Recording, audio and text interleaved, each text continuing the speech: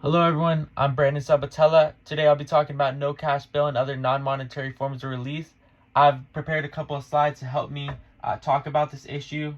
Unfortunately, it's a little small. I know it's hard to see, but I'll be attaching the slideshow when I turn this assignment in. Okay, no cash bail and other non-monetary forms of release. Cash bail is being replaced with risk assessment systems and non-monetary release, which can include monitoring, check-ins, reminders, and other forms of support. In addition, judges are given risk assessment tools that'll help them make their decisions that they're supposed to use under no cash bail, under this new policy. No cash bail has gone into effect in California, and many other states have begun following. Some counties have tried out risk assessment systems instead of cash bail and found out that failure to appear rates were less than those who actually made cash bail.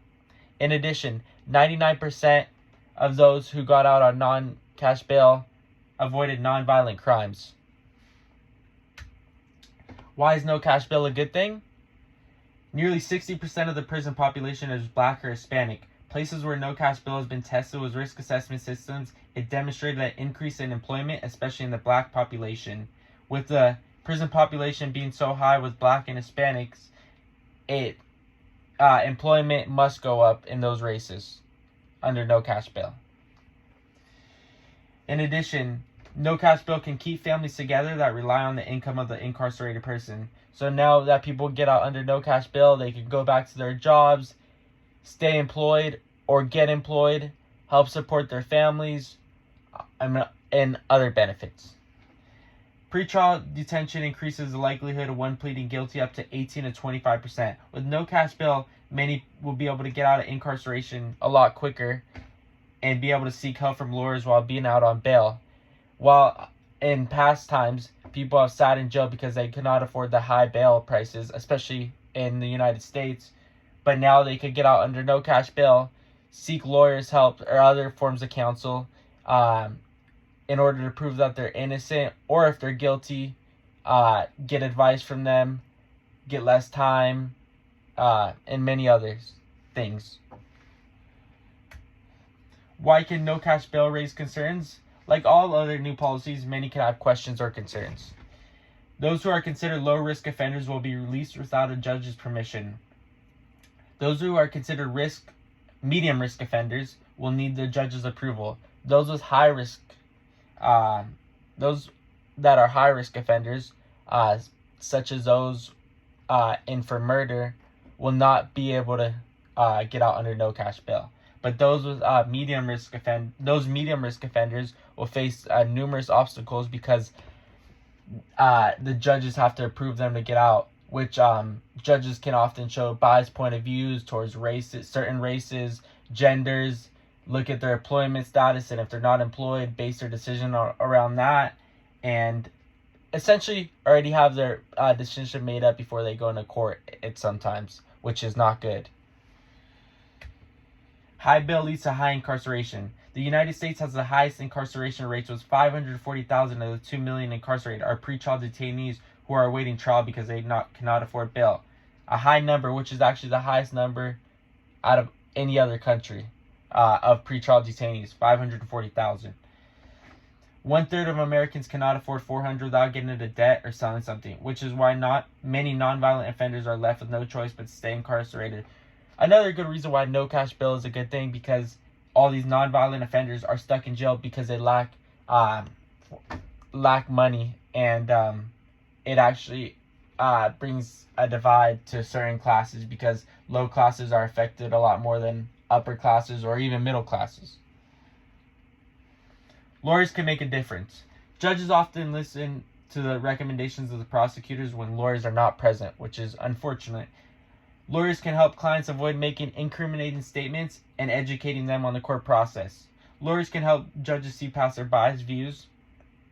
Unfortunately, in small towns, lawyers can be scarce at times, so having lawyers there can be hard, and or court could be set at times that are after the lawyer's hours. So unfortunately, in small towns, it's a big problem, and even big cities at times.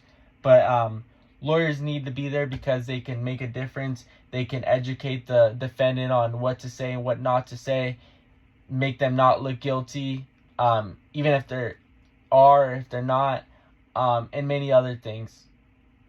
Especially on the first court appearance is especially important because that's a first impression, and sometimes one can make themselves look guilty when they're not because they could say something that the judge could interpret wrong, which is why lawyers are very important to be there.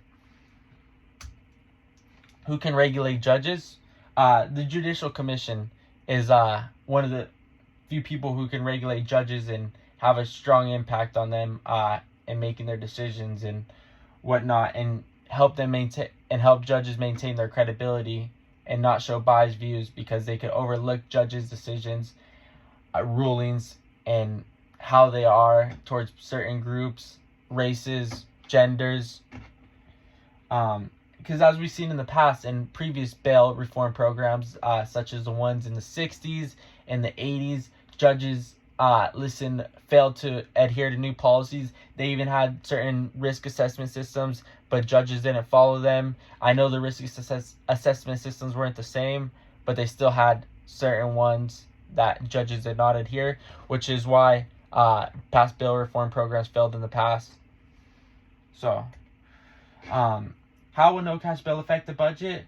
With no cash bail being implemented, many worry that the budget will be in danger due to the fact that cash bail brought in money for judges, court-appointed lawyers, and other members among the justice system. With many getting out under no cash bail, many will be able to attain lawyers and fight their cases, which could bring the budget significantly up because now people are getting out of jail. They have the resources to fight their cases, which would mean judges need to be there more, lawyers need to be there more, prosecutors need to be there more. This will all cost a lot of money. However, many are forgetting how much it costs to actually house a pretrial detainee, which could be up to $31,000, including health care. Which now that with no cash bail, many of these people will be getting out under pretrial or under no cash bail, and we want to pay as much for housing pretrial detainees because many will be out.